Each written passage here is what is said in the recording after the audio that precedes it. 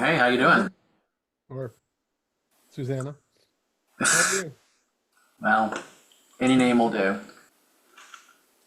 Would So, you say that your experience of pain is and general discomfort yeah. is different than what it was once upon a time? Oh God, yes. Yeah, I mean, like that night that when I broke it, so it was like obviously it hurt.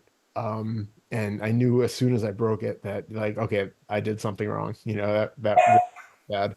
But then it was like, okay, so is it a sprain? Is it a break? And hung it, like 10 at night. So we hung out for a couple hours, like, do we go wait till tomorrow? What do we do? And it was only because it had gotten so swollen. Pernille was like, yeah, I think we should go get this checked out. So we went to the ER, but it was such an interesting experience because while I'm there, it's like it didn't really hurt.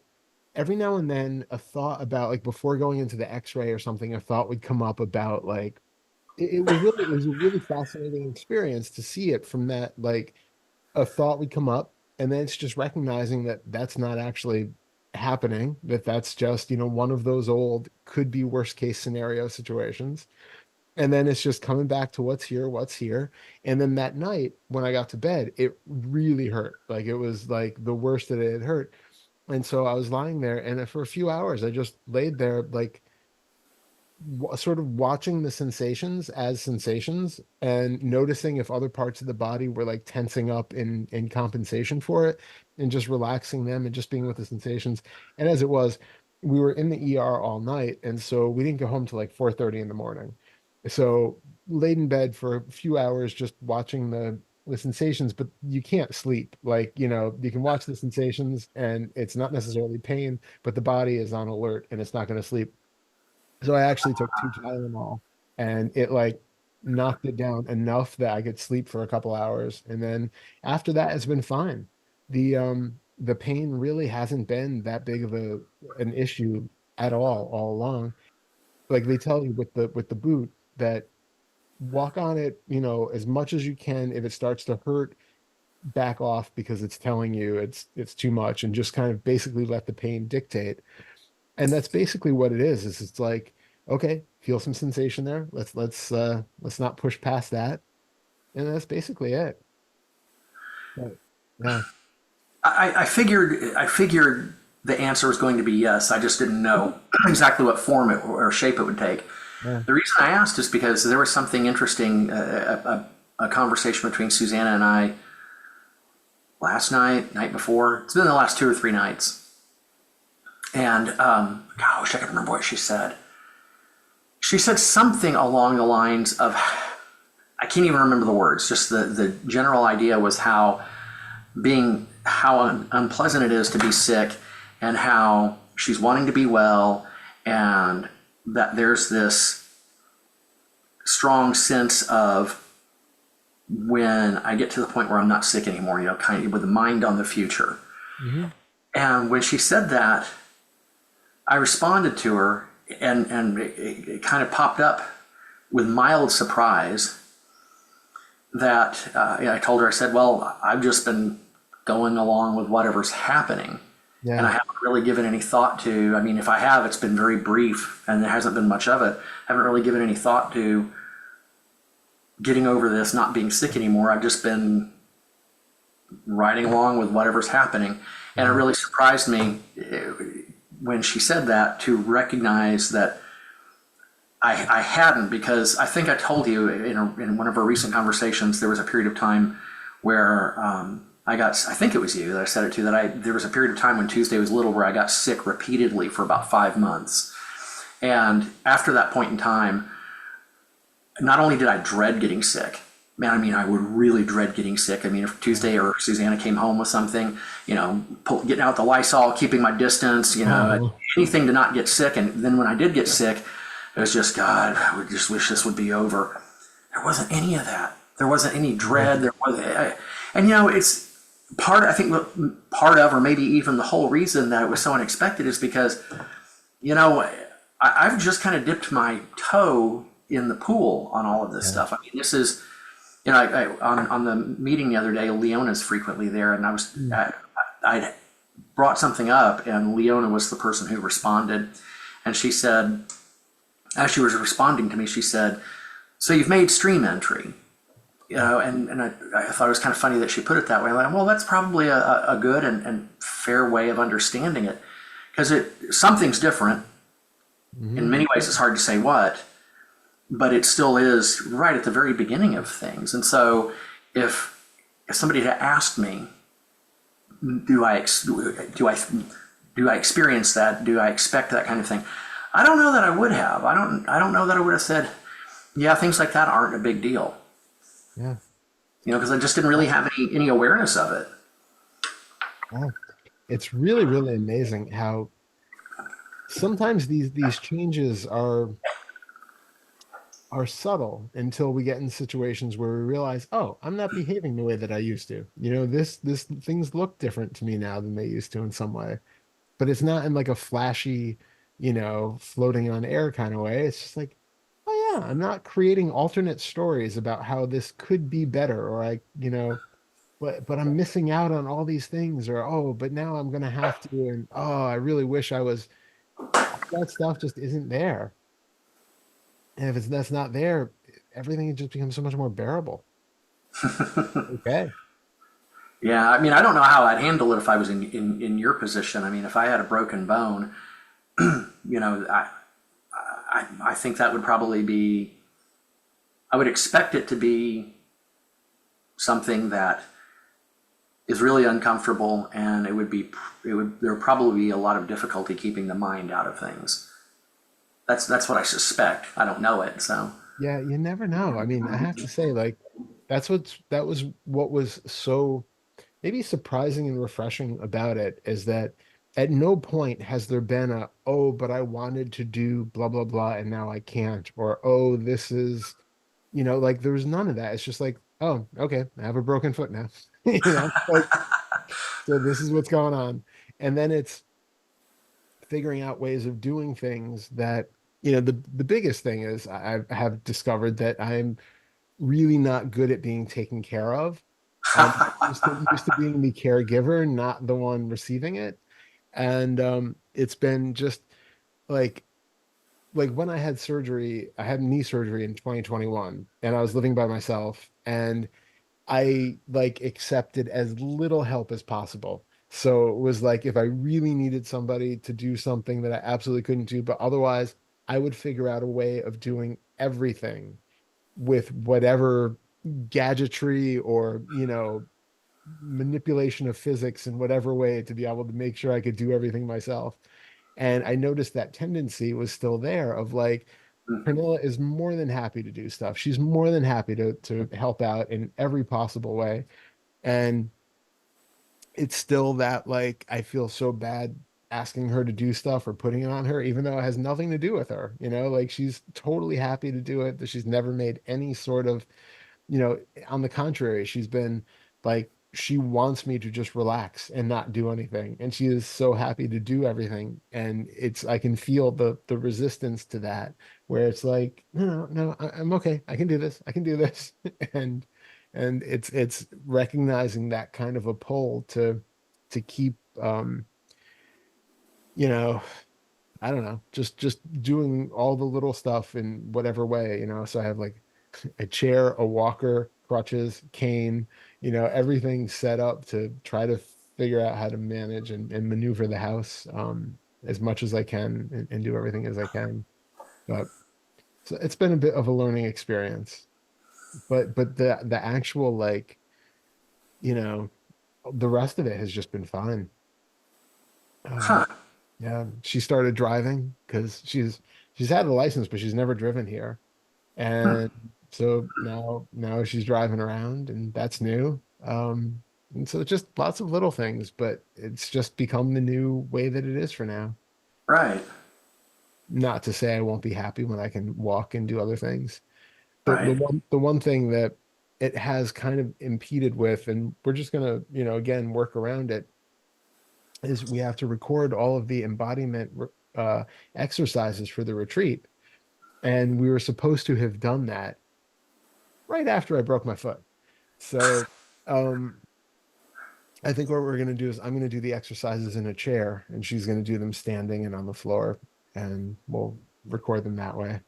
But, I had all these things that I was planning on doing with it, and I don't think I'm going to be able to do them, or at least not fully or well with the foot. So, but Right. there's no internal resistance or, you know, wishing it for it to be otherwise, or feeling bad for myself, or there's none of that. It's just like, okay, we'll just do that a different way. And just recognizing that that wasn't the plan, but here we go. Well, while the reasons are probably, in fact, I'm sure you said something which I can't recall now, but you said something that gave me the idea that the reasons for why are different between the two of us. But I can relate to that because I am self-sufficient in the extreme. When I've gotten sick many times over the years, Susanna has said that. How did she put it? Something like, "You don't let other people take care of you." Well, She's right. I don't. And I don't know why. I don't have the vaguest idea why I resist other people doing things for me. yeah. What does it feel like in you? Like if you bring up the idea of somebody doing a thing that you feel like you could or should be able to do yourself, what does that spark in you? What kind of emotion?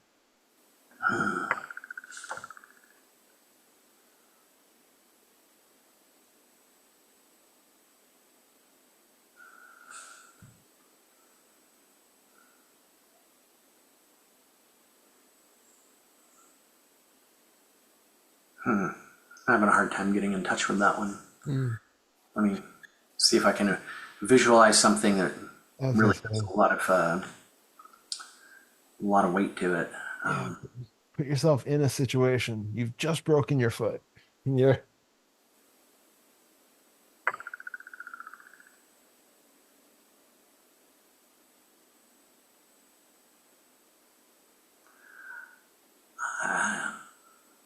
I think it's hard to feel what's going on there clearly enough to say with certainty. But the first thing that just kind of bubbled up was not feeling worthy or deserving Yeah. of being having somebody help me look after me. Yeah. I can see that. Hmm. And what does that do when you acknowledge that?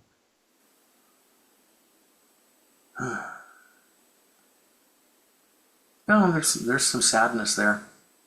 Mm. Yeah. Um,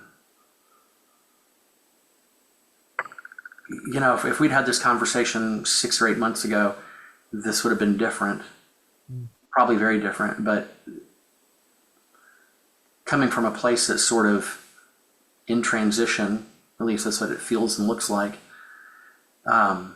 there's this sense of, well, there's no reason for that. That's not true.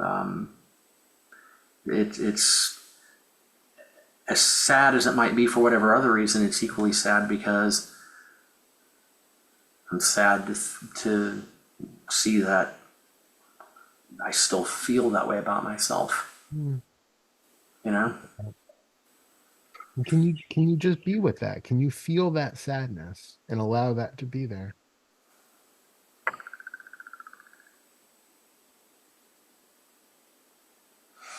Yeah. It's something that hasn't had the chance to be met fully before. It's okay that it's there.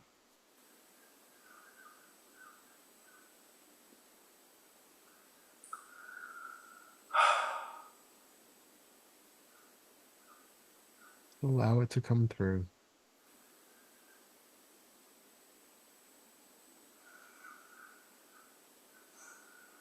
You know that you're worthy of being taken care of. So this feeling of sadness is something that's out of date. It just needs to be allowed to play out, come out of the body.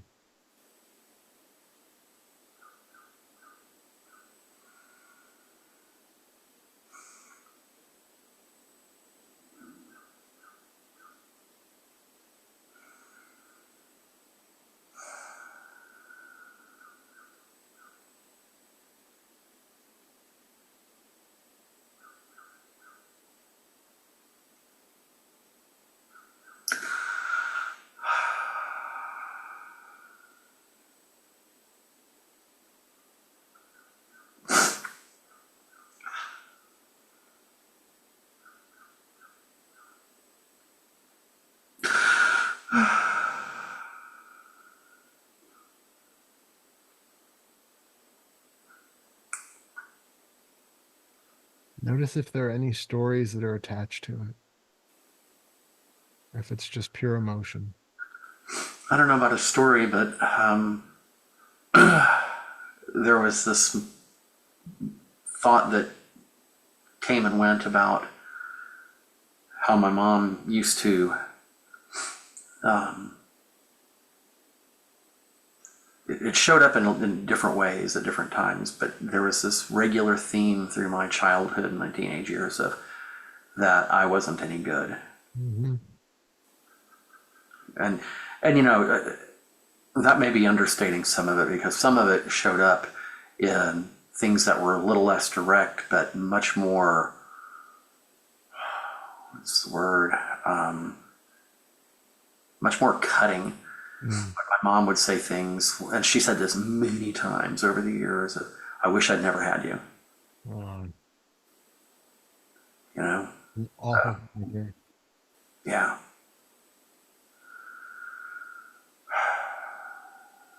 And I see that it's not true. And that's why I said it's kind of this is being said in a place that's sort of transitional, because 8 months ago, I don't know that I would have been able to say that to you, or 6 months ago, sometime before late fall, Yeah. when we began directly working with this. Yeah, because now you can actually see through the fact that it's not your voice that says these things when you hear them.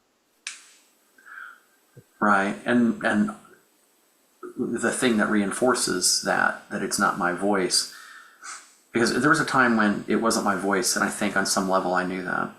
But because of the way I lived my life and the way I conducted myself, there were things about the way I lived my life that deep down inside I knew these weren't the right things to do. And so trying to address that voice was impossible, because there were things in my life that reinforced it. Like, see, your mom was right. But over the last 20 years, there's been even if it's been slow, there's been a consistent, unstopping move to change behavior and conduct and ways of thinking that have moved me away from that completely, to a point where, yeah, I'm not anyone's list for sainthood, but I'm certainly somebody who is well, I'm not only worthy of being taken care of, but I strive to conduct myself in ways that are honorable, and that are based in integrity. Yeah. I can live with myself now. Maybe that's a good, simple way of putting it. I can live with myself now, whereas once upon a time, I was always at odds with myself. I felt very uncomfortable. So that voice of my mom's is, it doesn't have that reinforcement from the way I'm behaving. I can look at my conduct now and how I live my life. Say, okay, you make mistakes from time to time. You may make mistakes frequently, but it's not for a lack of trying. It's not for lack of having a conscience and for having some integrity. That's not the case at all. It's just people make mistakes. Absolutely. But there's a person who does their level best day in, day out to conduct themselves with honesty and integrity, and can feel good about himself. Yeah. So that voice, it doesn't have quite the it doesn't have that reinforcement from me. Yeah. Used to be, I'd look at the way I lived my life, and like I said a moment ago, yeah, I guess mom was right. Now I can look at my life and go, no, that's not true. That's somebody who's really doing their level best to be a decent person. That's awesome. So, We do run the risk of getting into those self-fulfilling prophecies. where we get told that we are a certain way, and then we live our lives to prove that that's true. Hmm. Now that's an interesting thought, and I don't know if you meant it literally that way, but now it has me wondering if I wasn't doing some of it to prove that Yeah. my mom was right. Yeah, and the very least, sometimes we do those sort of things because there's a it's like a spiteful proving it, you know, it's like you Yeah, yeah, like that. Where it's like, yeah, you know, all right, if you think I'm that bad of a person, this is how bad of a person I can be. You know, yeah, let's yeah. None of it was really ever you though. It was coming from a shit situation, you know, bad, bad, bad information going in, you know, information about you and the way that you supposedly were by her and other people that got taken on. And then the best thing you could do to deflect from feeling the discomfort and the pain of having that sort of idea of who you were was to, all right, let's just, you know, basically it's like that spite is like a way of numbing it too. So, you know, you're huh, not really feeling you're if you just took it on like what she said about how, you know, terrible of a person you were, and just felt the sadness and the loneliness and the misery of that, that would be really unbearable. But it's the same as when we get like those anger defenses where we externalize something. You know, we feel in some way scared or hurt or sad, and then we get angry because it feels powerful, it's externalized, it takes us out of that feeling of vulnerability and weakness and puts us into a place where we feel all of a sudden now it's your problem and I'm gonna, you know, and it completely numbs us off from feeling that real vulnerable discomfort. And the same thing can happen when we do that spiteful, you know what? I'll show you. Here's me being, you know, you want to fuck up? I'll give you a fuck up. right. And then, and then, but it's a way of like, you know, you don't have to feel that the irony is that it's not always successful. And then you end up feeling all the shame that you felt later on about, you know, really then taking into heart that maybe I'm not worthy, you know, see, this is how bad it really is. And then it kind of backfires. It's not necessarily a healthy strategy. It's not like a, you know, but when we're young, we use what we have. So, Sure. you know, Huh. Wow. You know, the fact that this has come up is kind of ironic because as I was getting ready to head back here, finishing up some things out in the house and getting ready to head this way, there's that feeling of trepidation that I get before these sessions. yeah, And this time I was able to get a fix on it. And I recognized that it was that even though there's nothing that has come up in any of these conversations that has been really uncomfortable, or even a little uncomfortable, or has been more than I could bear, or that I didn't want to know. There's never been any of that. It's all been fine. In fact, it's all been great because I am very much in a place of let's get everything. Let's dump overboard everything that we can get. It's uh-huh, time for all to go. It's been lurking around for decades. Divesting myself of this is so long overdue. I don't care what it is. Let's bring it up and let's get it out. But at the same time, there was this sense of, and this is what I think drives that trepidation of, there might be something lurking inside that I really don't remember. I don't have any awareness of. And it, there might be a really unpleasant surprise waiting for me. You know, which yeah, that's what ifing in the extreme, it you is, know. it is, and of course, we can't say that it's impossible because, everything is possible, right? Right, It happens all the time that people repress memories and that we have stuff. But at the same time, I think, you're in a position now where anything that comes up can be seen as, again, it's not happening now. So even if something comes up, it's still just a story as far as your current 2024 existence is concerned. Whatever happened may have happened, but it didn't happen to the you that is sitting here right now. right, It doesn't matter in terms of all of a sudden your entire experience gets put into a different light. Your experience right now is the experience that it is, whether you you already don't remember 99% of the things that happened to you up until this point, right? yeah, 9 point more.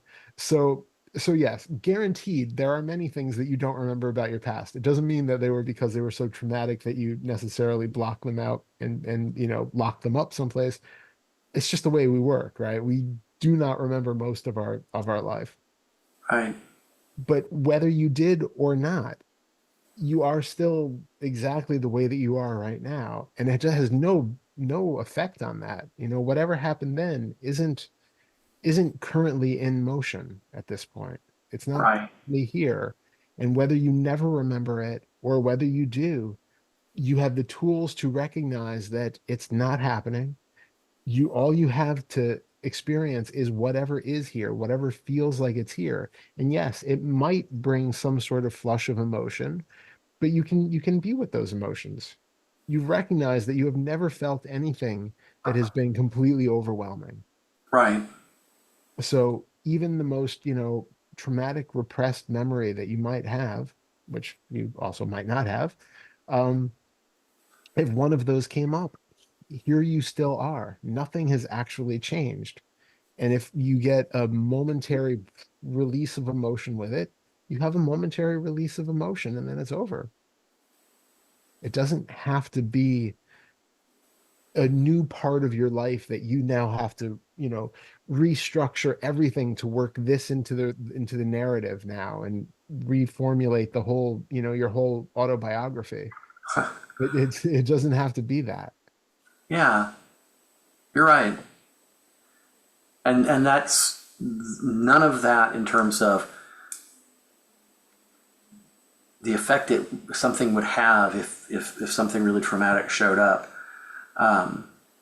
None of that is difficult to believe at all because of the fact that there really isn't a strong sense of connection to the iterations of this pattern in years past. When I think of Darrell as in his 30s, his 20s, teens, childhood, there's not any sense of connection to that. I no longer think of that as me. I mean, instinctively, when I think of that person, I think of the way that the mind will use language to talk about it is it's always him. Because Yeah. it doesn't. I don't feel the connection because I'm not that person. I mean, there's a pattern that's been consistent over time, Yeah. but that's all it is just a pattern. It's not some sort of I or a me. I mean, because the further, I mean, it's true going back even into just a few years ago, but the further you go back, the less it resembles this person now.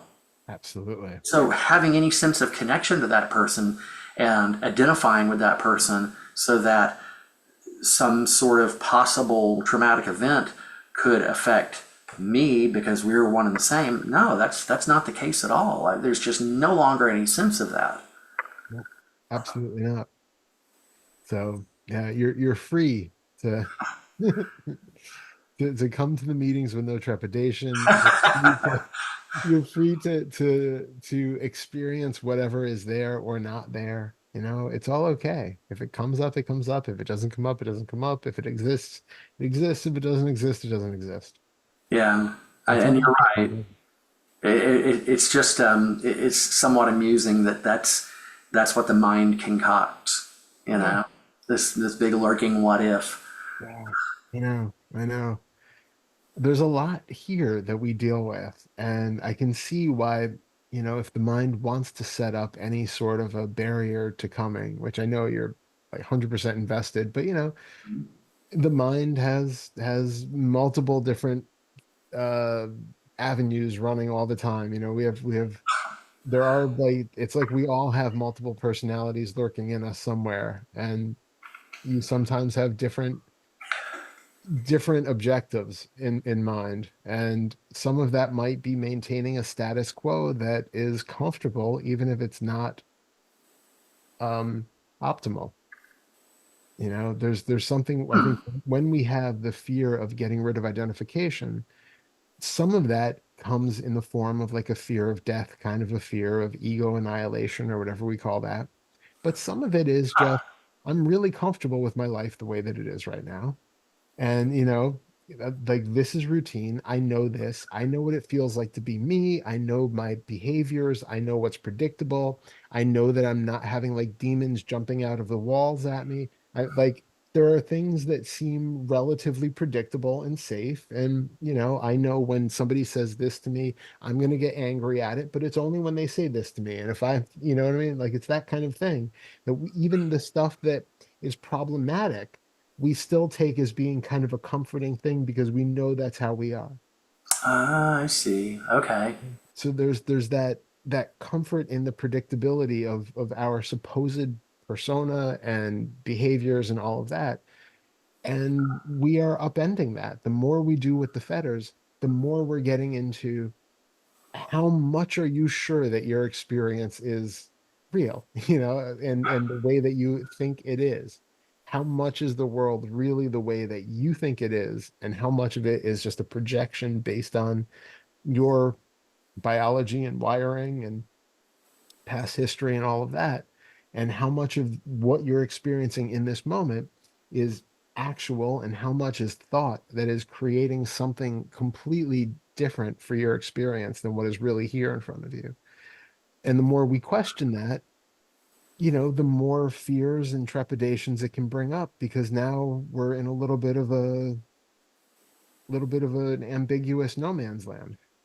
It's not quite what we thought it was, maybe, and we're not exactly sure what it is.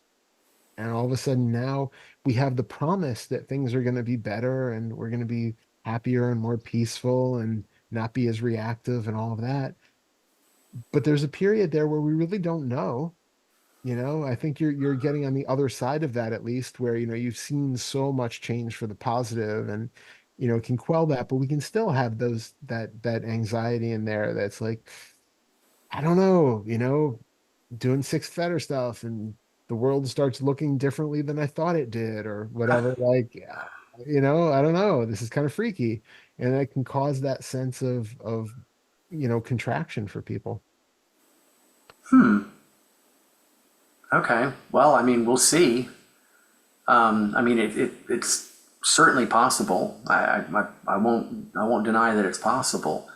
Well, I'm just wondering if that trepidation is, that what it throws up is what if there's some deep, dark, traumatic past, memory from my past that I've forgotten.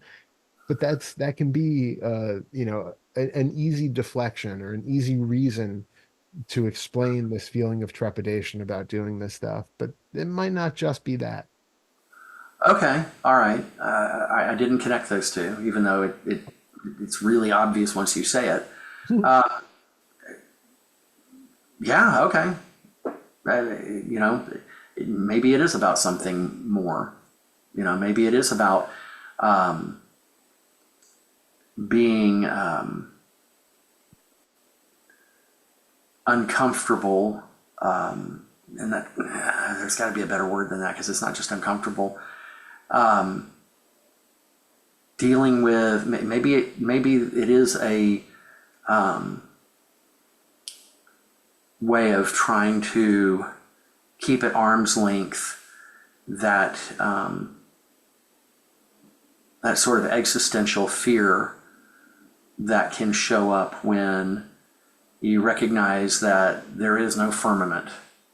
You know, Yeah. I guess that's a little surprising because there were a number of years where I was so into the whole psychedelic thing. Hmm. And I didn't go into it lightly. I didn't go into it, well, let's see how little we can take. I don't know if I can. Yeah. Let's see how much we can take. Uh-huh. And, time and time again, wound up in some pretty wild places, some pretty unexpected terrain. Yeah. And so I guess there's this assumption that based on that part of lived experience, that something else akin to that, having the moorings of your life kind of undone wouldn't be a big deal. But saying it out loud, I recognize that the thing about a psychedelic experience is that you can tell yourself, well, I've just taken this chemical and it'll wear off after so many hours and then everything will be fine again. While we're doing, you don't have that little, that safety mechanism. Exactly. You're undoing everything, and once it's undone, it's undone. There's no going back. Yeah, So, absolutely. It's funny because I was actually last night, I watched a video of somebody doing salvia for the first time. And then I was reading the comments underneath it of all these people with their different salvia trips.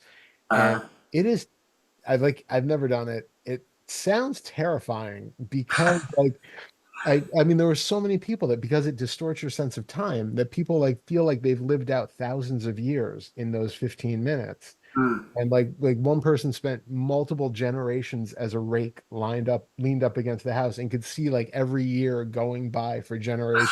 And you know, like somebody was a blood cell in or no, not a blood cell, a human cell in a row of all these human cells, and then they could see like the ones coming forward were dying, and they knew their time was coming to die, and like had this whole like, but lost their fear of death because of it. wow. But then like there was another person who he was in a clown land filled with clowns.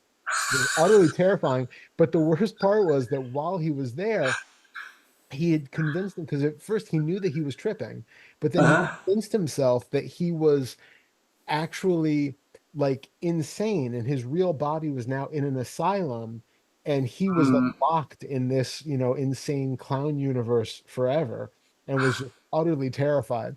So it's like it's a real mixed bag there. You either lose your fear of death or you get like PTSD from some hellish, multi-thousand year hell trip. It's a little, I don't know, it's a little dicey. I'm not racing to try that.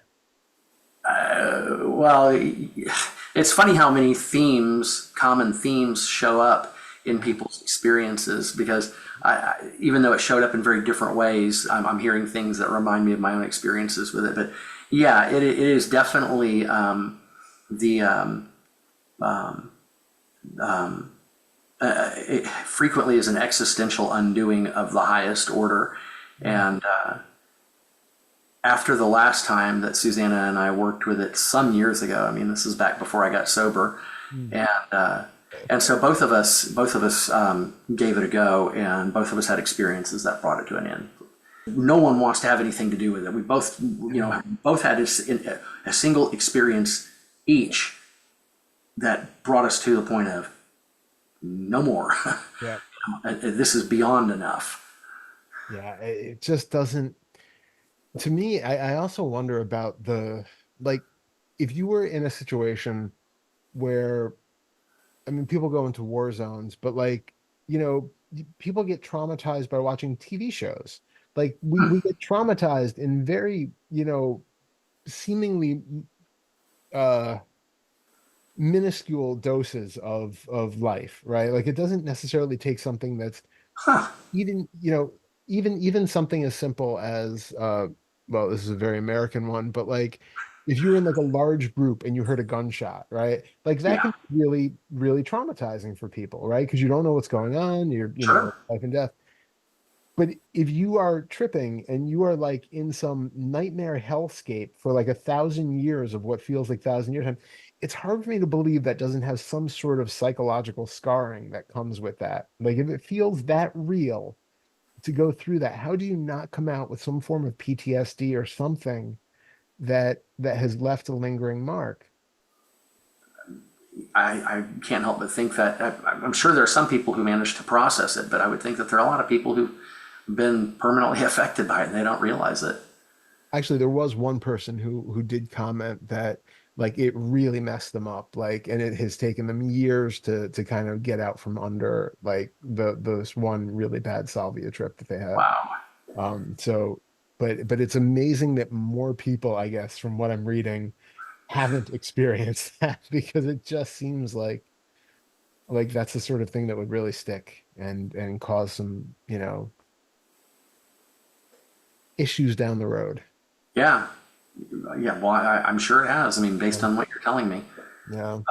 In fact, I'll ask Suzanne about it later, but I kind of suspect that her last experience did something like that with her because she was affected for months. And it's interesting because the way she was affected is very much the sort of thing that is part of the path and the terrain that we're, anyone who's come to this work is that's what you're operating in, because she had sort of an existential breakdown. She realized that nothing was real, everything was utterly transient, that you couldn't hang on to anything, saw that everything was just utterly meaningless, and but she wasn't ready for it. She wasn't prepared for it.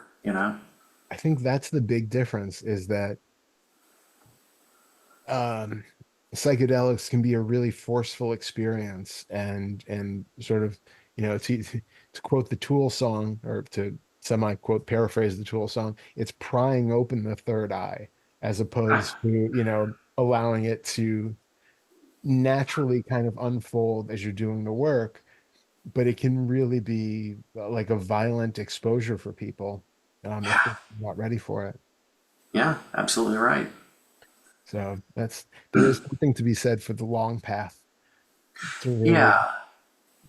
go gently into the insights and the wisdom of it as opposed to just Pow all at once. uh, Well, that's the big difference is, um,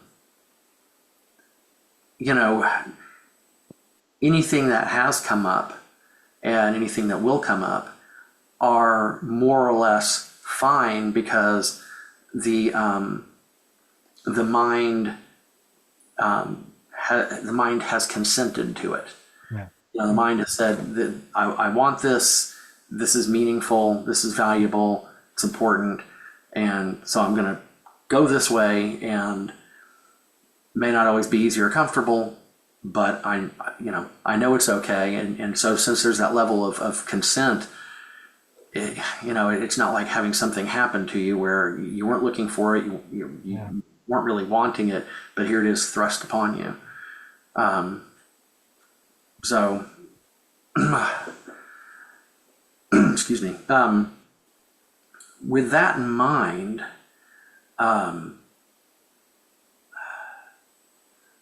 there was something in there that I was going to ask you about. Okay, so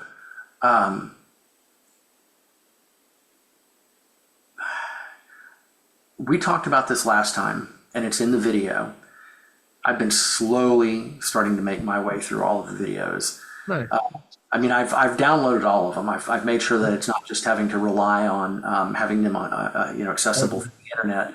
Everything is now downloaded and saved to my computer, so I have access to it anytime that I need it. That's amazing. And I'm working through them, and I picked the most recent one because of the discussion we had about inquiry last time, and the way things have been the last couple of weeks. I have not made it far enough into that, so I guess kind of would like to treat this as something of a refresher. Sure. What I've been doing is I've been trying to kind of sounds silly to say it out loud because it sounds like trying to impose order on something that really is very organic and really ultimately should be allowed to remain organic. And by that, just one example, these conversations, I have all kinds of ideas pop up, things I want to ask about, things that would seem would be great material for discussion. Yeah. I never do it. I always leave it as a case of let whatever shows up show up on its own. That's the best way for this to work. And it hasn't failed yet. Yeah.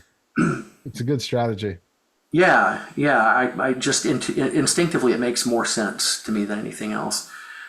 Having said that, I am still trying to order some of this because of the fact that when things are happening in the heat of the moment, it can be hard to know how to approach working with something. I'm beginning to get a better idea of it than I had. I mean, for instance, part of that conversation that I recalled, the last one we had, was, one thing that stuck was when emotions come up, one, you're not trying to get rid of them. Hmm. It's very important that they are allowed to remain and come and go on their own. Absolutely. And then the emotions are not, feelings and emotions are not to be dealt with by some sort of non-dual inquiry and, well, there's no one here, so he's affected by it, any of that. Yeah. Instead, it's what is this feeling trying to tell me? Trying to talk to it. What do you need from me? Those sorts of things. The only problem or the only difficulty is that that's happened many times in the last few weeks. And of course, I've had a lot of time on my hands, so I can just stop. And so, what are you trying to tell me? What do you need? Other questions of that sort. Never get anywhere with it. When you and I are here together, Yeah. it's always very effective. When I'm on my own, even if I sit with it for an extended period of time, it doesn't work the same way. And so what I always wind up doing is what you said. Well, if you try to dialogue with these feelings, you ask questions, and nothing happens, then just let the feeling be and feel it. And that's pretty much what happens every single time. I never really get the kind of response from these things when they come up like I do when I've got you guiding. Yeah. I get that. Um, Still the other way is still really good. Just to feel, still totally fine. It's okay if you don't get a lot of stuff from it. What you might find is that even like throughout the day and throughout the coming days afterwards, that you might start to recognize or pick up on patterns or reasons that it might not be as simple as like asking, okay, what do you need? And then it says, I need X, Y, and Z. It might be something where you just start to become more aware as time goes on in the coming days that this is like um there's it would be helpful if I had like a specific example, but like that you might have something coming up that's an emotional pattern or a pattern of behavior that you weren't totally aware of, but starts to kind of show itself little by little. And then you start to recognize, oh, wait a minute, I think this is something that is, I mean, say you had like a feeling of sadness and you're feeling it into it and asking, what do you need? And nothing comes.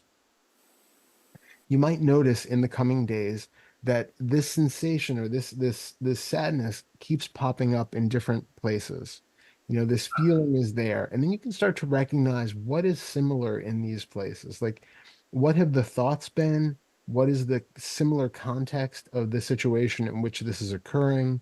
Little things where it's like, oh, okay, I'm feeling it right now. What's going on around me? What was I just thinking? Oh, actually, I think it's because we don't want to make more out of it than it really is. But at the same Uh, time, do you know what I'm saying? But at the same time, you can use these different questions to kind of try to get to the root of it in different ways. So, what you need, if you're in a situation where you feel, well, unworthy is a common one. So, yeah. if you're in different situations where you start to feel that sensation come up, notice if it's coming from a place of unworthiness and then notice, okay, what is it that I really need in this situation to feel not unworthy? But the idea is to really try to feel into where this thing is coming from and not from the standpoint of like, oh, well, my mother said blah blah blah or this happened blah blah blah. But it's like right now in this moment, if there's a feeling of unworthiness, what is, where is it coming from? Why is there something in this situation which is making you feel unworthy that wasn't there 10 minutes before? And Mm. what is it that you would like to be different now that would make it so that you wouldn't feel that? Because that gives you a clue to what it really is that's causing it and what it is that you could use to work with it. Again, specifics work so much better than generalities. Yeah, but you're still getting the idea across. So it may not be as fine tuned as you would like it to be, but I'm still getting the idea. Yeah. So, but to make sure, I mean, I can always refer back to the video, but I try to get the important things like this. I try to get those at least roughly Yeah. kind of locked in, because I find that it tends to be, it just seems to stick better if I if I grab it and try to grab it and get some recall when I'm first hearing it. So you're saying, when these feelings come up, what's happening in this situation that's bringing it up, or that seems to be causing these feelings to come into being, and then looking for what would I need to be different in order for that sadness or unworthiness or whatever it is, and the belief that goes with it to be undone or alleviated. Yeah, exactly. So like, you know, notice like I'm feeling unworthy right now. Okay. Well, what happened? Did you have a thought that was saying something about how you are or how somebody else thinks you are in this situation? Was that the precursor? Was it that somebody said something to you that triggered something in your mind that sparked this kind of old behavior of or pattern of thinking? And then it's like, okay, so I'm feeling this now, feel the unworthiness, feel that sensation that's there. And then what would need to happen for me not to feel this? What do I need to not feel this unworthiness? Well, I need to feel like, and it's just when you listen and see, it's like it might be I need to feel like I'm loved by somebody. I might need to feel like I'm um I might need somebody to give me some verbal reinforcement about me being good at my job or me being whatever. And just being open to whatever it is without judgment that comes up that seems to be the thing that would remedy this feeling of lack that you currently have. And Okay. then working with that, because that gives you an idea now of what's underneath that surface. Why is that a thing that is such a prevalent recurring pattern in your life? And then you can notice, okay, well, now in the next situation when this happens, it's because, I was driving down the road and all of a sudden I got this feeling of unworthiness. And well, what sparked that? Oh, well, there was a billboard that gave me some, inclination and it sparked the thought. And then, okay, so what is this touching into? And it's just noticing all these ways that this thing is lurking underneath it in different guises. And it keeps coming back in different ways, but it all has that same root of that same belief, that same toxic starting point in your own unworthiness. So what can you do to feel unworthy, or what can you do to feel worthy? What can you do to counteract that belief in this moment? And then do whatever that is. And that might be reparenting. It might be dialoguing with the sensation there and giving it positive, feedback and all of that. It can be the kind of self-love mantras and affirmations that we've talked about. It can be just even recognizing right now, does this actually feel like the actual sensations of unworthiness? Are they even really unworthiness? Like feeling what is here, you have a thought about this sensation means that I feel unworthy beyond the actual like content of the thoughts that are making it into something. what is really here and how does it really feel without that context of or the idea that this is me feeling unworthy. Well, is it really? And then just be with what's there as it actually is. And so they're all different tools that you can use to in a situation like that to work with it in different ways and see what comes out. Okay. That's interesting. And it's not new. I've heard you say it before, but it never was as clear as it was in that moment Good. that when a feeling comes up, that it's not it's not necessarily a good idea to take it at face value that I'm feeling unworthy or whatever the feeling might be, that there's a certain degree of assumption at work there. That's how we're interpreting it in that moment, but it might actually not be that. It might be something else entirely. And it definitely is something else. Now, it might be some other emotion too, but without the label on it, it is just sensation. It is just what it is. You're right. Okay. So that is always to make it into any sort of emotion or feeling of unworthiness or sadness or anything else. It needs a thought to make that into something. Otherwise, Right. just have sensations. And the sensations themselves have no meaning, they have no content whatsoever for you. Huh. Hold on a second. Holding on. So now I don't mean to imply something that sounds like a form of bypassing, Hmm. because obviously there is a certain degree of validity to these things that come up for us. Hmm. But at the same time,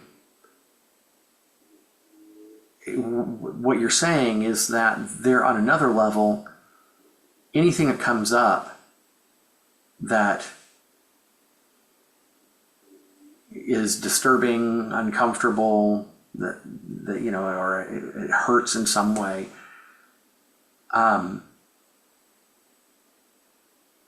it seems like eventually we would reach a point where we've worked with this stuff enough and we've undone all of the hooks that keep these things in place, and we could go from, oh, there's this feeling of grief, to, no, I'm going to set the grief aside. There's just this sensation, and that's all it is. I mean, it seems to me it kind of begs the question, why did that sensation in the body come up as a result of somebody doing or saying something, even if it was something that was totally unintentional on their part? In other words, something that is strictly perceived on my part if I'm the one having the feeling. Hmm. But it does seem like there comes a point where we're done with all of the inquiry around feelings and getting to the toxic starting points, and now it's just sensation. That's the thing, right? And that's such a good point that you made.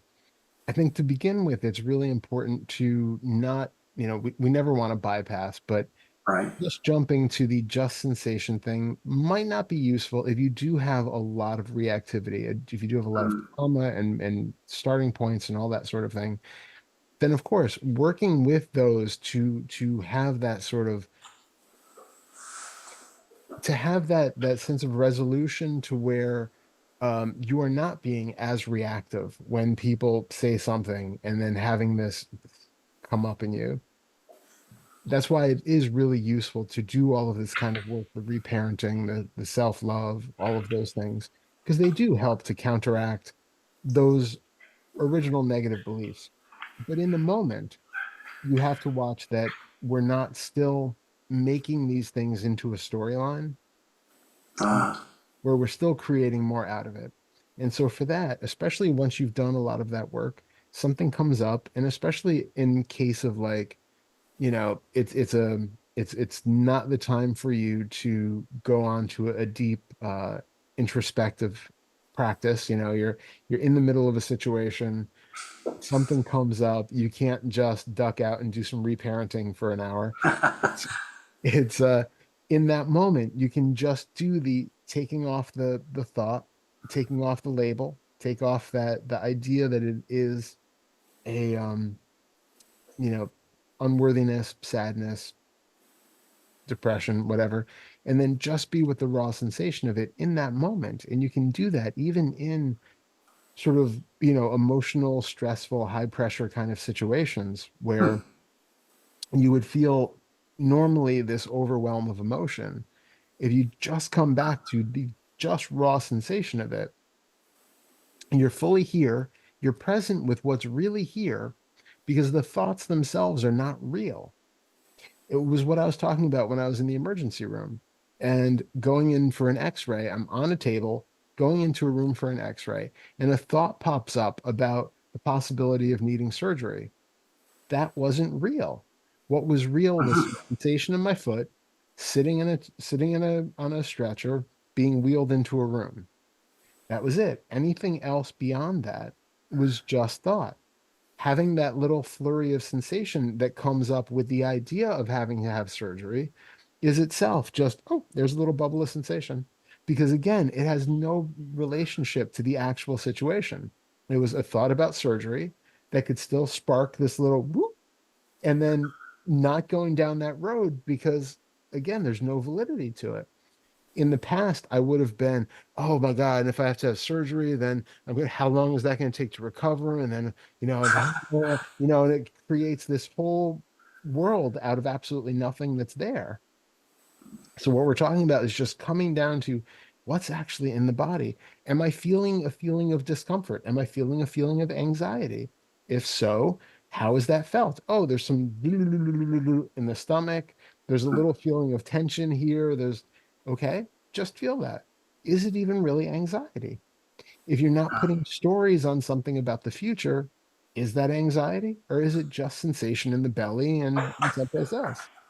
And we don't do it to, be like, oh, everything's fine, nothing's wrong, blah, blah, blah. I don't have to look at anything in my past. I don't have to be any, I'm emotionally free from everything. But it's a way of in the moment when you would normally go on some sort of, absolute emotional spiral to just be like, no, no, come back to the sensations and recognize what is here and what is just mind created alternate reality stuff. And even the I'm unworthy is a mind created alternate reality. There is nothing about you that is unworthy of anything. There isn't even Right. you who is unworthy of anything. It's just in the mind. So recognizing what's in the body in that moment that feels unworthy gives you that opportunity to have a break from the mental berating that we have gone through our whole life that has said over and over again that I'm such a bad person because you're giving yourself that break to just be with the actual moment where somebody has criticized your the way that you did something, or somebody has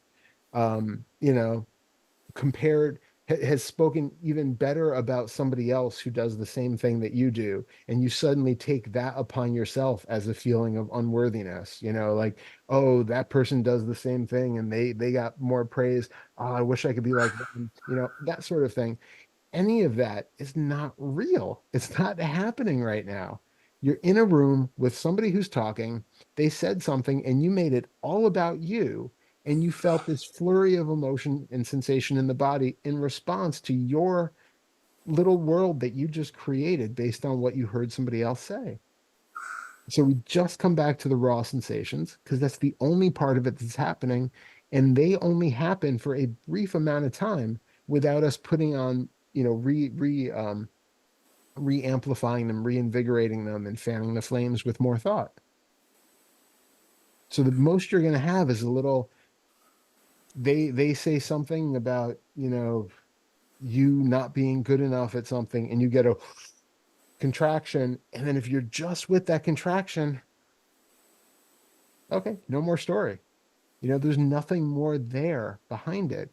And what we're doing when we do that is also similar to the reparenting and stuff, where we're changing those beliefs in the past, or metaphorically in the past.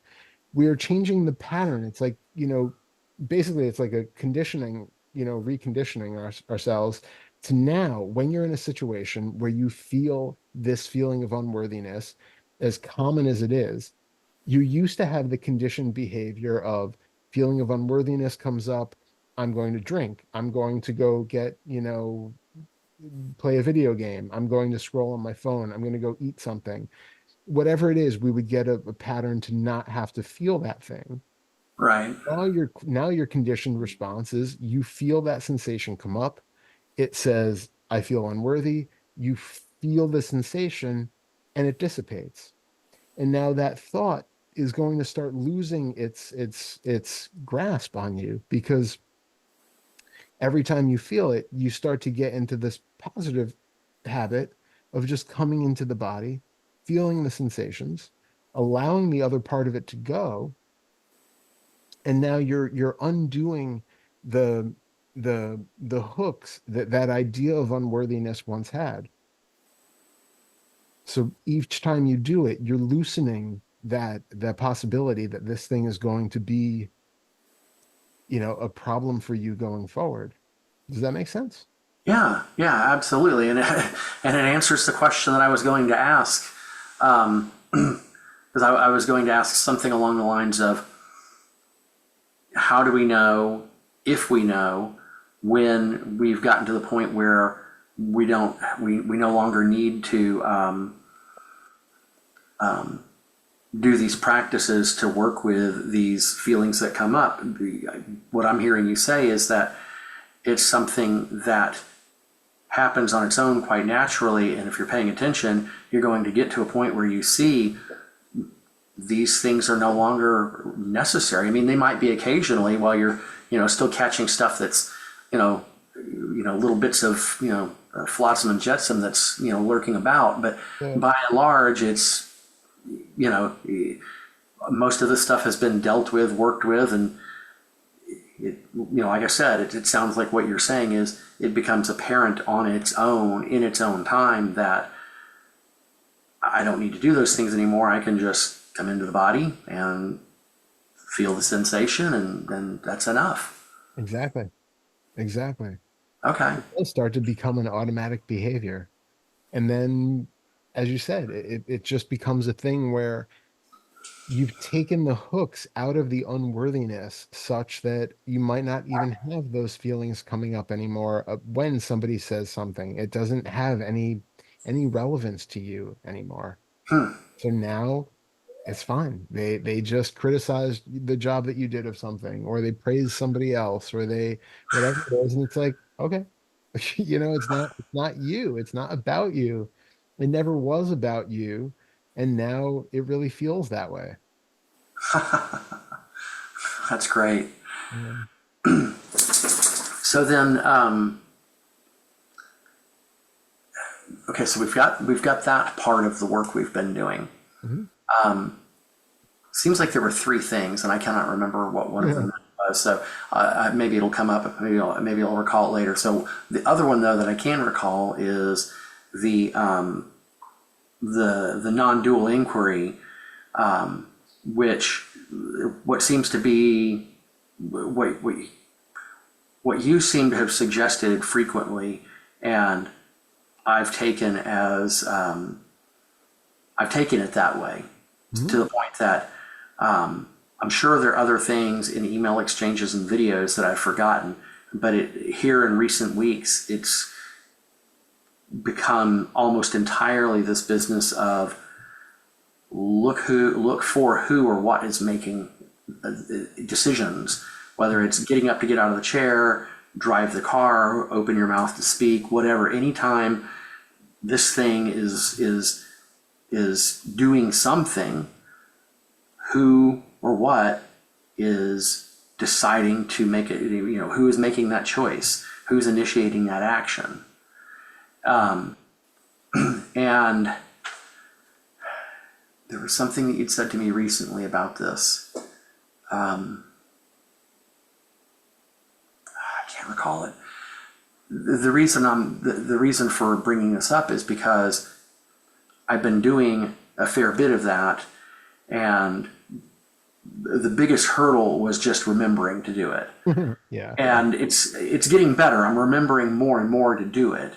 But in the doing of it, and it works out one of two ways. It's starting to happen more and more where it's happening right before or right as some decision appears to be being made, to take an action, to do whatever. The other one is didn't remember at the actual moment, in that moment. I remember a split second later. Like I did something, and then as soon as I do it, I remember, oh, and I've had this uncertainty around, hang on a minute, what is she chewing on?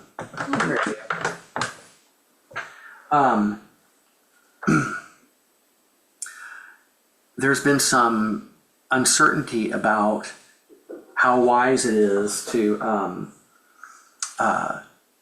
use something that just happened, even though it just happened a split second ago, and I can recall it quite clearly. There's been this little voice that's saying, if you're doing it from memory, even if it was only a split second ago, that doesn't qualify. Yeah. It needs to happen. It needs to be something that's happening in the moment. And I'm wondering if that instinct, that hunch, is correct, or is something that just happened a split second ago fair game? Yeah, it's a really good question. It depends on the type of inquiry that you're looking into. I would say for the looking for the agent or the feeling of doership, or the urge to do something, that's better off done in the moment and not so much from Okay. the past. Um, you might get something out of it, but you have to see how much of that is really imagination, because you probably weren't really present when that thing was going on. When the the urge for, especially because with this one, the urge for what we feel like is the urge to do something, or the impetus to do something, is often not there in the way that we think it is. Mm. So I have the idea that I am going to reach out and pick up that glass of coffee. I don't know how it's going to happen, when it's going to happen, if it's going to happen. In the moment just before it happens, there's still really nothing there that seems to be intimating that I am about to do the behavior. Right. Until I feel the hand moving, it goes and then it brings up the glass. But it's really important to notice that action without anticipation, or action without the preconception of it in the moment when it's happening. Speaking, I think, is a really, really good one for that, because you can really sense while you're talking that you have no idea what the next word is that's coming out of your mouth. Yes. And yet there's an idea that the sentence is eventually going to finish itself. And it's probably going to be coherent, maybe. Um, but but we really have no idea where it's going. And yet there can be like an awareness of the fact that talking is happening. You can Hmm. be aware of the sensation of the mouth and the voice and all of that, but there's no feeling that you are actively manipulating the air going in and out of the lungs. You're not manipulating and moving the vocal cords. You're not manipulating and moving the tongue and the lips Ah, and everything to actually form the words that you're hearing. And wow. you're actually recognizing them after they have been spoken. You still don't really know what the word is before you hear it and have heard it and have conceptualized it, and then it makes sense afterwards.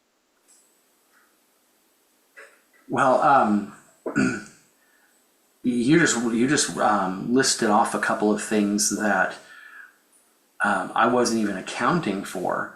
I was so focused on just the looking for what is speaking the words, Yeah. and there's another level down of the tongue moving, the mouth moving, all these physical sensations that go along with it. So there's a lot that I wasn't even taking into account. Yeah. Yeah. But hang on, let me Yep. free the dog. Did did you notice the anticipation of that movement to get up? No, I'll be honest, I didn't. I was so focused on doing it. All right, everyone, here she is. Yeah. Okay. So be aware of everything as you go to close the door, right? Yeah. As you go to sit down, what, Okay. right? Each of those movements, how much of that movement are you actually aware that you're doing or about to do? The turning back for the door, the kicking of the towel, the way that you sit down, how much of all of that is pre-planned? And how much of it is just a natural occurrence that is being recognized? If it's even being recognized, it's recognized after it's already happened. It's the second one because I've been able to do enough, even though it hasn't been as much as I would like, or a high number of in the moment opportunities.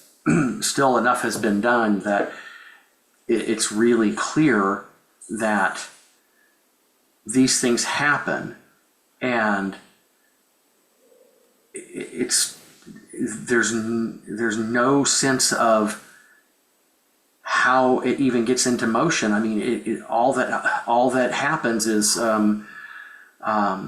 let's say, I realize that I need to take care of something in another part of the house, and so once that thought has happened, there's not a planning of how I'm going to get from there to, from point A to point B to do it. There's no planning or pre-thought or anything. I mean, it's pretty weird how all there is just a very general thought about what needs to be done, Yeah. and the rest just happens on its own. It does. And here's the kicker: is that I've noticed that again and again and again that I need to start on dinner. Now, I'm not thinking, there's not ever the slightest hint of any sense of get up off of the bed or out of the chair and then go to the kitchen and get this and grab that, and none of that. It's not even necessary. How it happens is beyond me, but it happens. I mean, it may just simply be that those things have been done so many times that it's kind of by rote. Driving is a really good example because I've noticed this with driving. Driving is fully and totally automatic. Yeah. You can think you're turning the wheel, you can think you're flipping the lever to turn signal on, putting on the brakes. You're not. It's all just, it's all goes into motion all on its own. And the point I was going to bring up in saying that was there have been many times where noticing that this whole string, this series of events, sometimes quite involved, all just rolls out and unfolds very naturally, no pre-planning, not even the slightest sense of all the things that are about to be done, yet it happens. And in recognizing that, there's this weird, almost,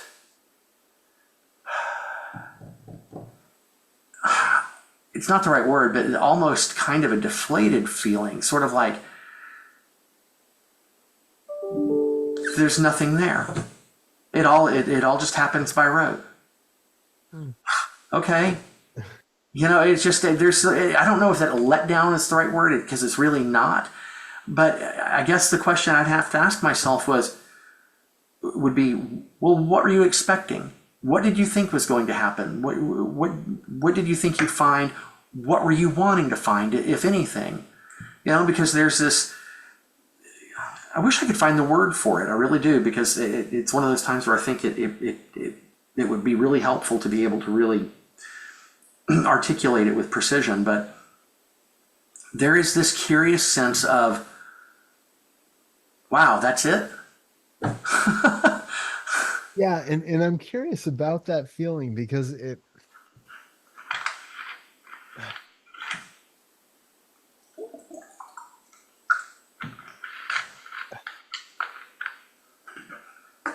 I think it's something worthy to feel into because it could Okay, very well be this kind of longing for something deeper, or I bet that's it. you know, if this is a letdown, there's a want for something more in some way. I think you're absolutely right. I think you're absolutely right. And I bet I know what it is. I bet, and it's funny that this has been below the threshold of awareness. I, I bet that there has been a hope or desire that it would be more of shock and surprise, like, holy cow, there's no one there doing anything. What in Yeah, the heck? That suddenly in that moment, your life is kind of turned upside down. Like, yeah. there's no one there, and screaming from the rooftops, there's no one there. But Oh, it's not. It's like, there's no one there. Damn it. no. Yeah, well, it's such a natural part of our existence that we have never noticed. And so it doesn't have to be something crazy, oh my God, eureka. It's just something that we have been very skilled at not recognizing as the case for a very long time. Um, and I think it's so interesting, like when you mentioned about the car, because I think a good way to notice often it is, how often it's completely on autopilot. And then if you get into a car that's very different from the one that you're used to driving and you have to drive it, all of a sudden, the gas pedal feels different, the brake pedal feels different. You might have different blind spots. You can see, the visibility is different. Mirrors are in the wrong place. The seat's different. The way that the steering wheel moves is different. And all of that can suddenly bring you into recognizing how, like, the the speed at which you push down on the gas pedal and the brake pedal, it might be way too fast or way too slow, or it doesn't respond because you've locked into this car maneuvers in such a way that the foot knows exactly how much pressure to put to accelerate and exactly how much to stop, and everything becomes very smooth and coordinated because you've learned what it takes, well, the brain has learned what it takes to drive this car a certain way. And then when you use those exact same behaviors in a different car, all of a sudden they don't work. That car has a very different, everything's different. And then that can be really jarring. And then you can feel that dissonance of where what felt like it was completely automatic and just worked smoothly doesn't work right now. It doesn't work in this condition. And then you can still notice that you can feel like you are intentionally doing things more than you were in your car, Mm, but you then get another opportunity to look to see, do you really know how you are adjusting your foot on the gas pedal? Are you really making the decision to turn around and look through that window instead of that window? Or, it feels like it's got more doership or you involved with it because you have to be more alert of everything when you're in a car that you're not used to. But it's still, you can investigate those too because they're no more under your control than the automatic ones were, but there's a different feel to them because now the really automatic processing doesn't work the way that it did. And so there's something feels discongruent, incongruent, yeah, incongruent. you're right. Yeah. And and even the word was discongruent.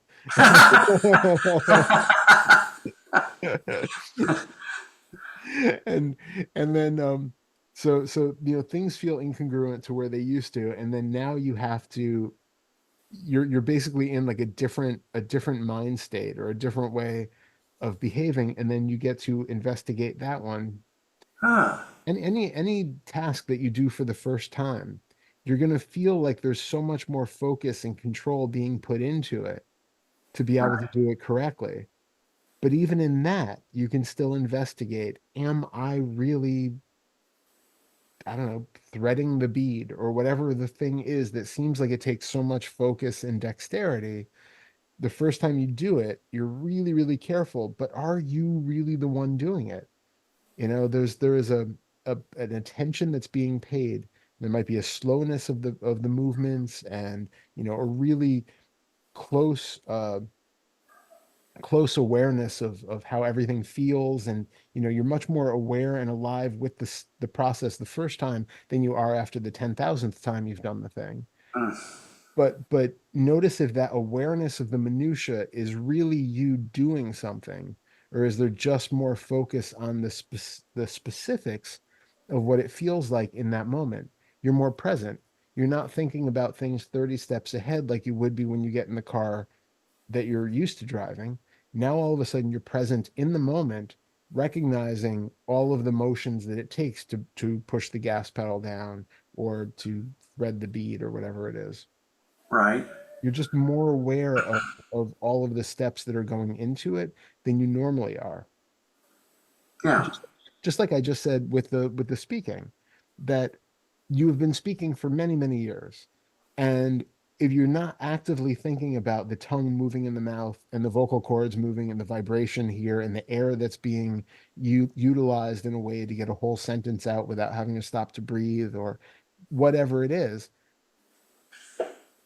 you have zero awareness of that most of the day. But if I bring it to your attention and you speak a sentence, being aware of those things, all of a sudden you're present here in a way that you weren't the last time that you were talking. But it doesn't mean that you are involved anymore in the process of speaking.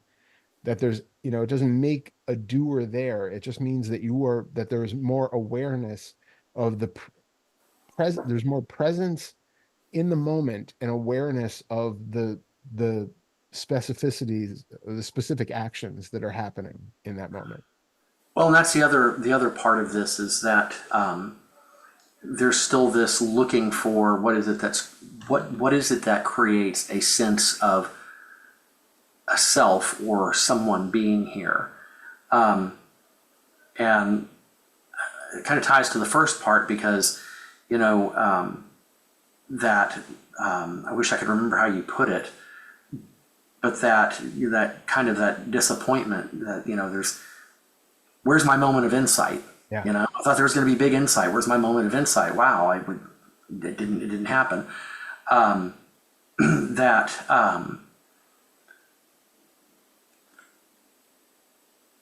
in looking, in trying to, you say, in looking to try to see what's happening in moments of apparently making a decision or deciding to undertake some sort of action or activity. There's also that sense of someone here, and what the heck is that? And I keep coming back to, it seems like it's just a handful of things over and over and over again. The big one is, like we talked about a while back, the attention moves from out there to here. Mm-hmm. So the attention is now put on the body, and the sense of not being inside the body. It's just that there's this sort of the energy that is created by and used by the body to go about just being alive, just the energy of being alive. The attention goes to that, and then along with that is sense of seeing, sense of hearing, and there's some other things, and I can't recall them at the moment, but those are the ones that come up most. Attention being put on the sense of sight, sense of hearing, perhaps speaking, and all of that kind of being sewn together. Hmm. It's all put together as one thing. They're not one thing. They're all separate things, but the mind construes them all as one thing in that moment. And it's the same kind of thing there. And I keep seeing that. And I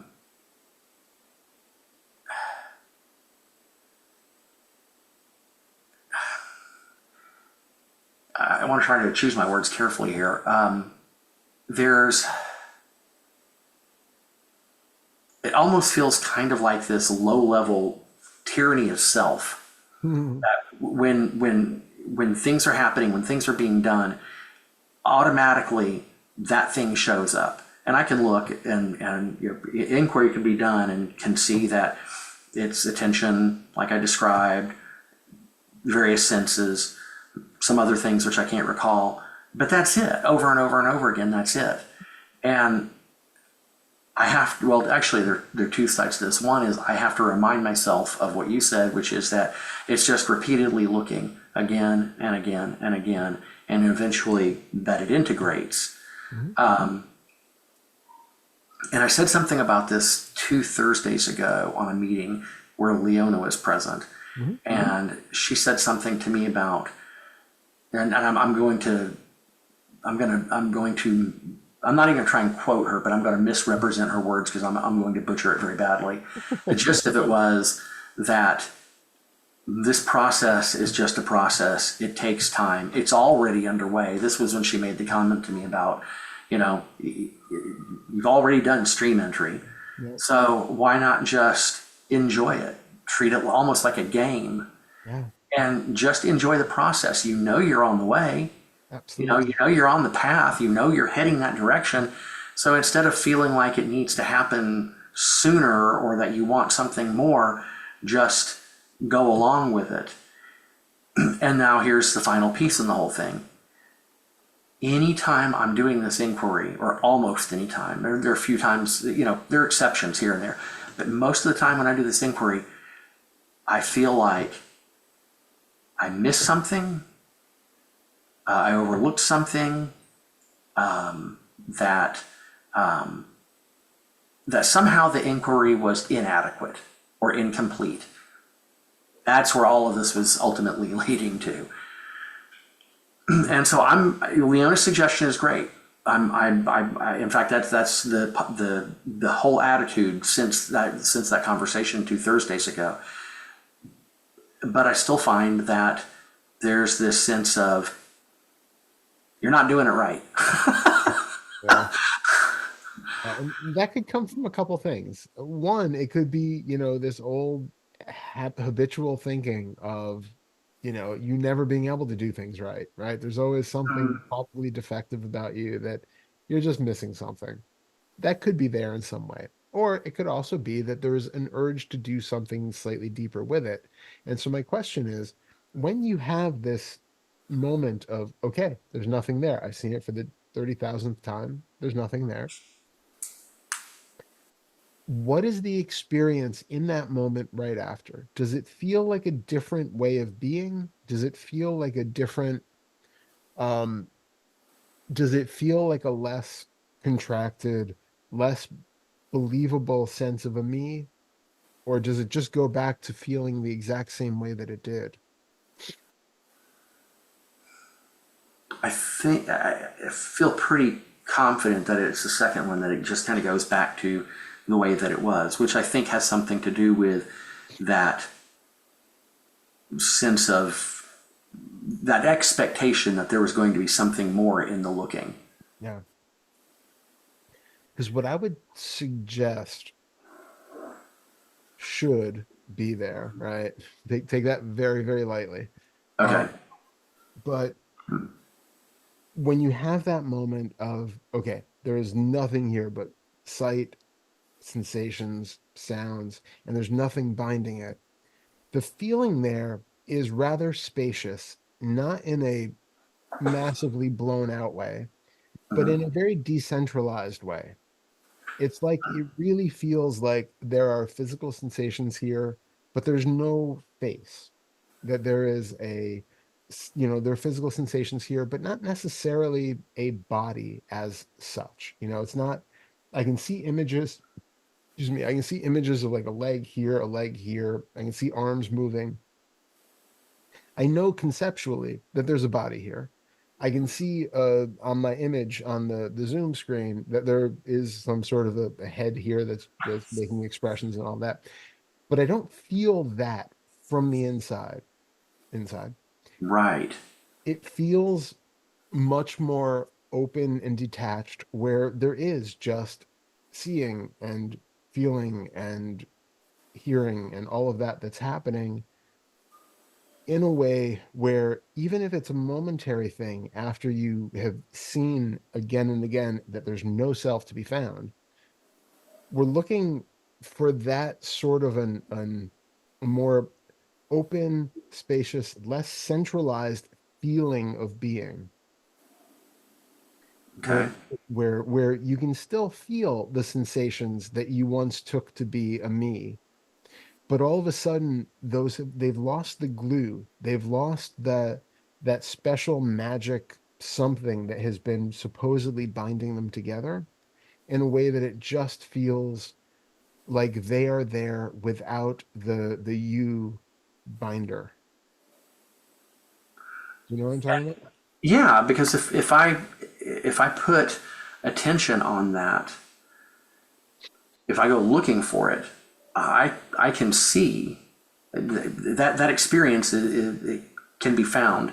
Mhm. It's I would say it's hard to say how mild. Yeah. It's not something that is really intense. It's not something Yeah. that's felt really strong, like you said. It's not something that's blown out. It's pretty subtle, Yep. but it's possible to turn the attention to the experience of what's happening here and look for that. And like for instance, at this moment, there's not a sense of a face. Yep. So that's possible. So you're saying then in that moment of doing the inquiry, tune into that. Yeah, absolutely. So as soon as you feel that, okay, I can't find a self, and you can feel that sense of decentralized, spacious, whatever, where things are showing up, tune into that and see how long you can maintain that way of being. Because that's Okay. what we're talking about. Then if you start to feel the contraction of me kind of coming back in, notice what that actually is. Because you can feel the difference. You can be decentralized sensation, sensation, sensation, and then feel the like coming in, and you can locate like it's specific muscles that are being like, and then they're coming in, and this sense of maybe also there's like might be more of a visual sense of your internal, image, body picture, that sort of thing. Yes, that's a big Those one. things there, but notice those things that are coming online that are making this back into the self, because again the self was never there and it never disappeared and it didn't come back, so you're just misapprehending certain of those new sensations as being the self again, or something that feels more centralized and contracted, but it's not. You just have to look at those now. Okay. So, and you can kind of go back and forth, like spacious with just sensations, and then feeling of, oh, this is me coming in. Oh, okay. I felt it here and I felt it here and I saw an image in my mind.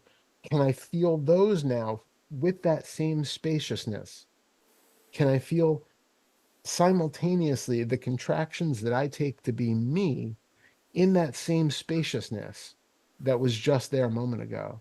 And then lo and behold, they become yet another sensation in the spaciousness. I was with you up until that very last thing that they Yeah. become sensations within that spaciousness. And I then, don't know if. Go ahead. because there's no difference, right? Like, we can't say that some sensations are us and other sensations aren't. They're all just physical sensations. Some of them might have more emotional hooks to them, or more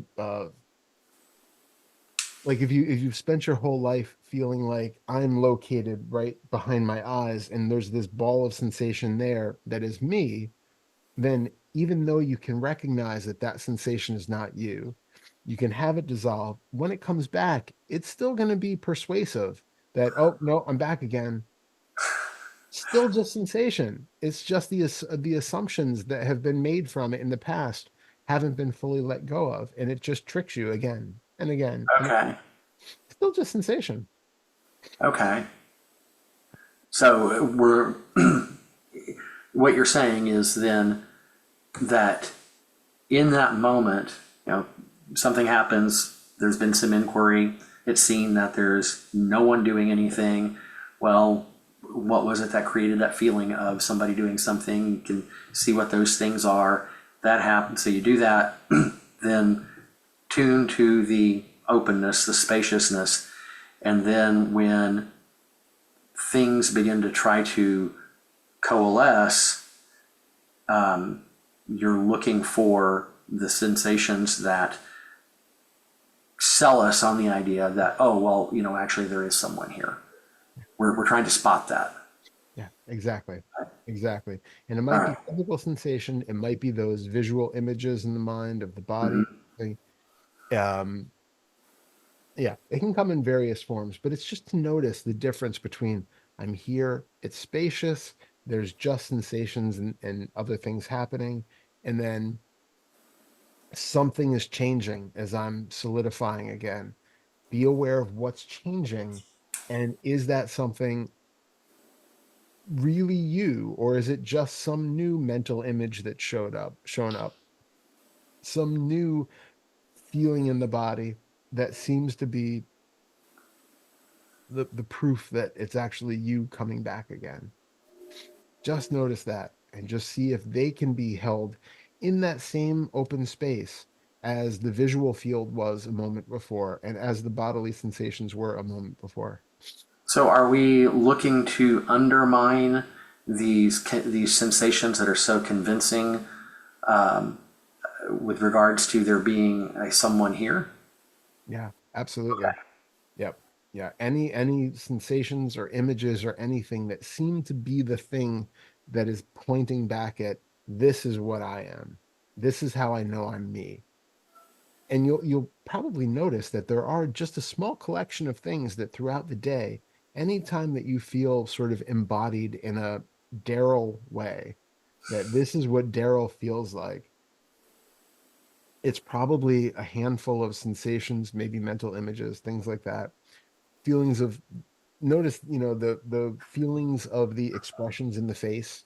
The way we hold our face is often very similar, and we can feel what the mask of the face feels like in a way that seems, we've associated that with me. So just notice what's there, let them dissolve into the constituent sensations that are there. Because, like you said, you can't see your face. You can't really tell that you have a face or a head. You might feel sensations, in certain little locations, but to take little blobs of sensation and create a face out of it is something that the mind has to do. Yeah. And Okay. that mental image that you see of your face in your mind is helping to put together these independent sensations into what, oh, okay, I think that's me. That's what I look like. And even if I couldn't see my image on the screen, people like I'm going to have the idea that you are looking at me, and then there's this, the brain is trying to go, okay, is this the appropriate expression that I should use, is this like and it's doing like, okay, I think this is the face that I think I'm seeing an image in my mind of what I think the face is currently expressing, and do these two line up? Does this seem socially appropriate for the context? How is Darrell responding to this? Is this an okay expression? Maybe I should change it. All these things are happening under the surface, and it's Right. unconscious, right? But it's constantly going on.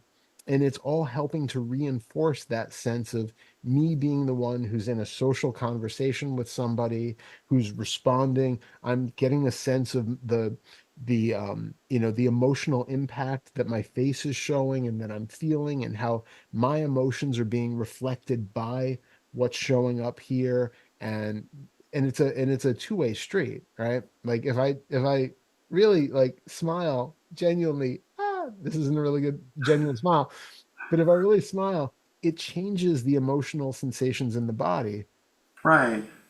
as opposed to, that changes the emotional sensation in the body. And vice versa. If you have a sensation in the body, the face will match it, and vice versa. So all of that happening is something that we usually aren't super aware of, but it's all playing into how I am in this moment, who I take myself to be. I'm a very serious person. I always look like this. This is, and you're getting that feedback because the face is often in a certain posture, and there's a certain tone that's there all the time. So it's really being aware of all of that, the emotional tone that's there, the facial expressions that are leading towards that, and helping to create it and feedback from it, the mental images that are reflecting all of this. All of that is part of the experience of being the me who is having a social experience, or even a non-social experience, just being by yourself. You can feel like, if you're, part of when we feel sad or happy or content or whatever, that's always being reflected on our face. Like we're never, Yeah. even when we're not with other people, it's not like our face just goes offline, Right. stop expressing. It's there constantly, and it's always giving a feedback to the system of, oh, okay, I'm smiling right now, things must be okay. That's good, things must be all right, I must be happy. That's good. um and we don't really notice it most of the time. Yeah, you're right. So to try to attempt to sum all of that up, Yeah. um, Good luck with it that. watch me go. Uh-huh. It sounds something like this: that paying attention to in the moment as things are happening, as they're being done, Mhm. as alleged decisions are being acted out. Oh, In doing that, it's it's seen that there's no one there. There was no one making a decision. There was not a moment of I'm going to do this, and then the body somehow follows through. That it's seen that that's not the case. Things just you know there's a yeah. thought, and then next thing you know, there's all of this stuff happening to act on that thought. So that's seen, and that's enough in and of itself to see that. That's adequate unto itself. And then paying attention to who it is that is felt to be there,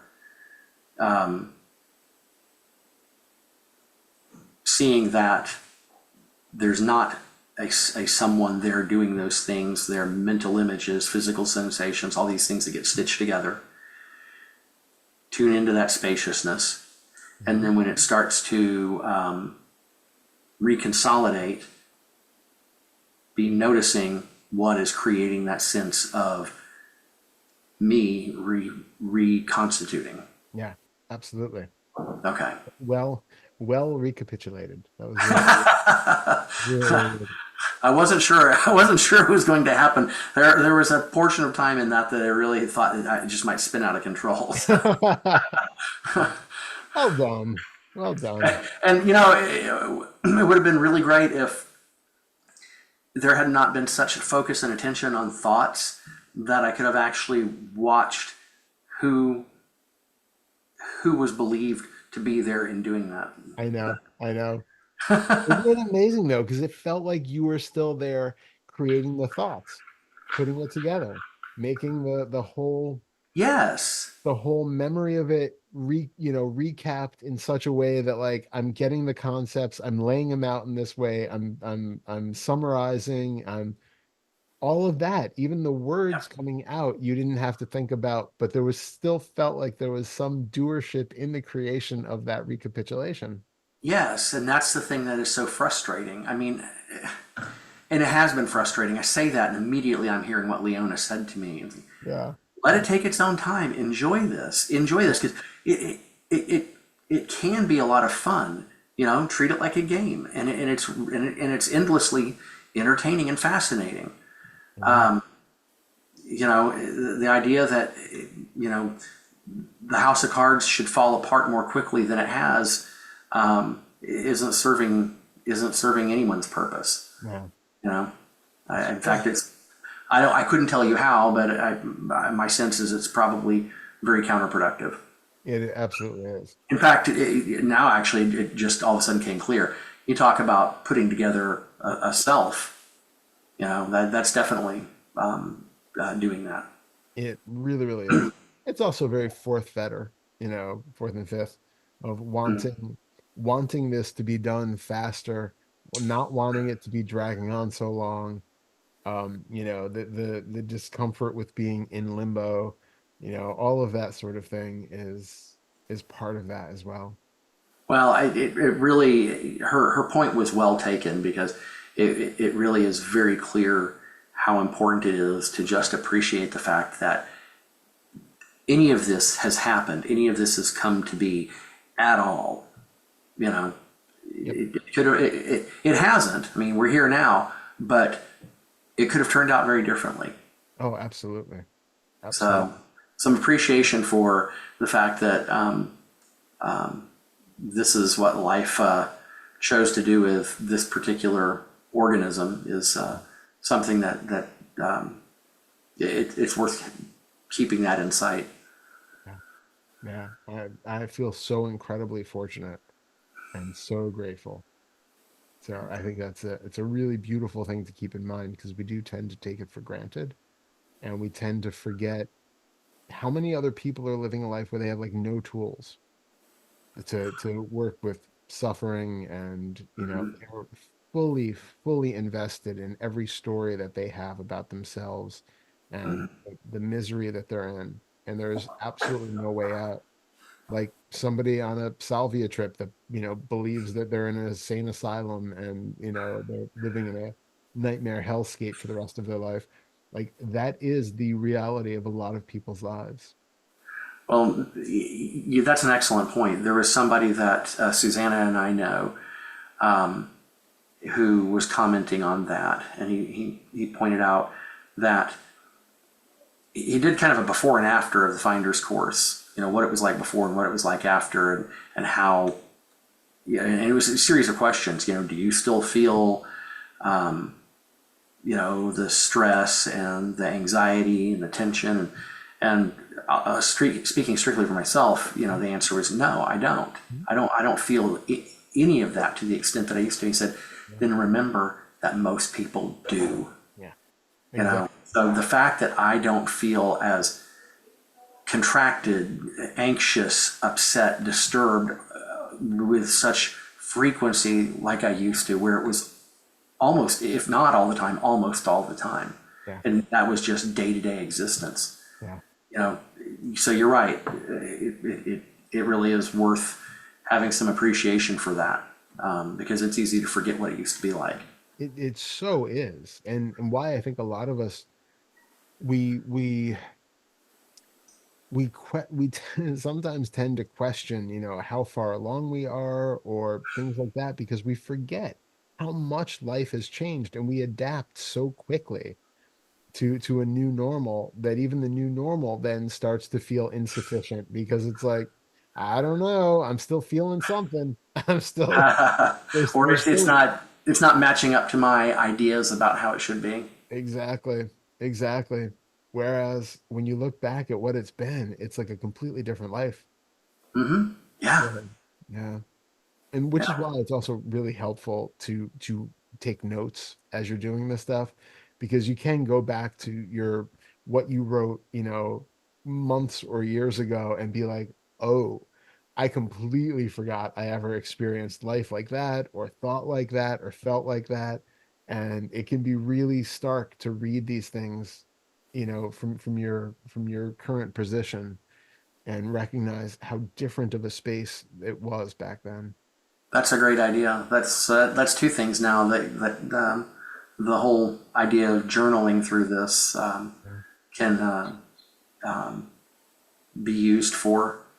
Yeah. The other one was mentioned right at the beginning or earlier on about